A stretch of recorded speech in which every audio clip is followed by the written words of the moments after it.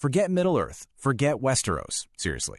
Today, we're going to explore the real birth of fantasy fiction, and our journey is going to take us back 1,200 years to a dynasty in China that didn't just create new poetry and art, it invented a whole new way of telling stories.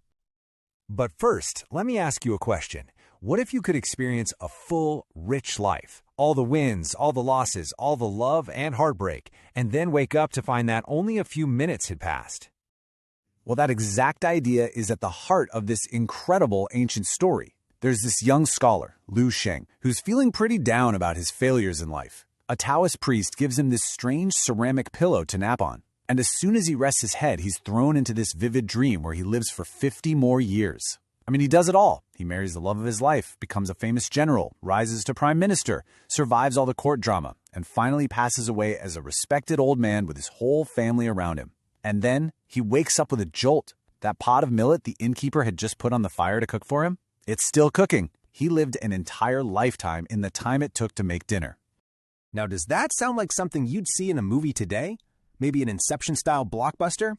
Well, you're on the right track, but you're off by, about 1,200 years. This story, it's called The World Inside a Pillow, was written way back during China's Tang dynasty. And you gotta understand, this was a golden age of culture. It was cosmopolitan, super open to new ideas coming in from the Silk Road, and people were thinking about big philosophical ideas from Taoism and Buddhism. So in a world where people were already questioning what's real and what's an illusion, a mind-bending story like this, it fit right in. And that story is actually the perfect example of this totally revolutionary new literary form that popped up around that time. A form that would change Chinese storytelling forever. It was called Chuanqi. That translates to something like transmitting the strange.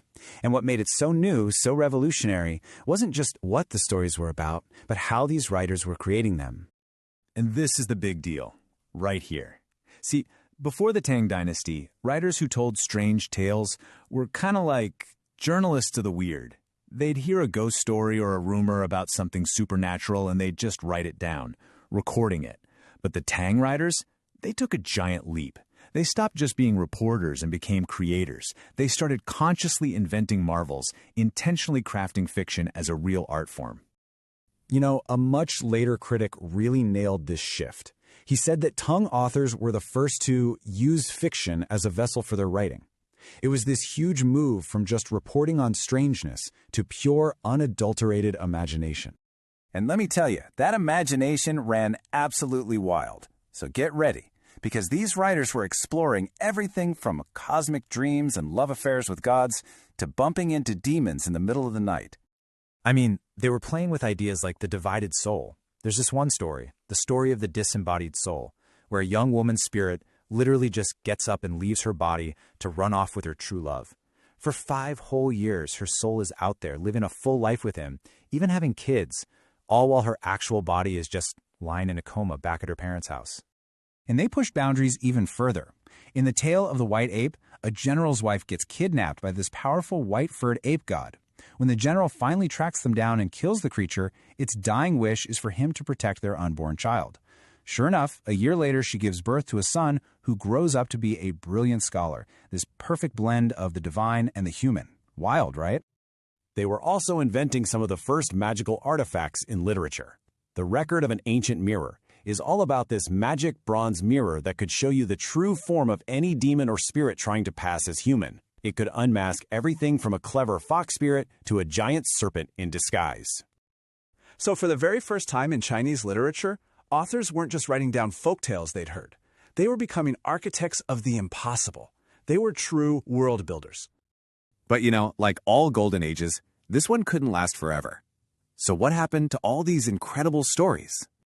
Well, according to the great 20th century writer Liu Shan, who actually rediscovered a lot of these tales, by the time the next dynasty rolled around, the Song dynasty, the lifeblood of Chuanqi was pretty much gone. People's tastes had just changed, and writers started focusing on more realistic, moral kinds of stories. But that wasn't the end of the story. Not even close. You see, these Tang tales became this incredible treasure chest for future storytellers. Their plots got recycled and adapted into famous plays and operas for centuries. That story about the man who falls for a dragon princess, that became a hit play hundreds of years later. They basically laid the foundation for China's huge epic novels, like Journey to the West. Really, Chuanqi created the very DNA of Chinese fiction. The character types, the plot twists, the whole structure that would define storytelling there for 1,000 years.